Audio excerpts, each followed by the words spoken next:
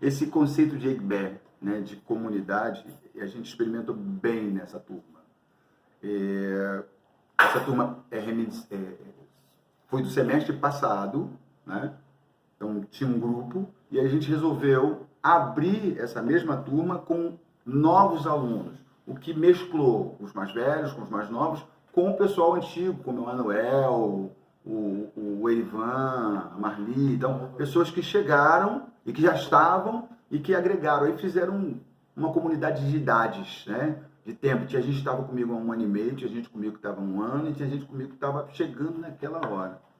E essa troca dessa comunidade, assim, porque, voltando àquela questão do espontâneo, né, essa turma teve uma coalizão, teve uma união diferente das outras. E ela começou enorme e ela enxugou e ficou praticamente a que estava no semestre passado com novos integrantes, mas independente das diferenças, dos problemas normais da dinâmica, sim, se estabeleceu uma dinâmica em que se formou não algo homogêneo, mas algo absolutamente heterogêneo, né, e que funcionava. O diverso funcionou. Mais do que a ideia do todo mundo igual, todo mundo... Tinha gente de tudo quanto é lugar, tinha gente de umbanda, tinha gente de candomblé, tinha gente que era da academia.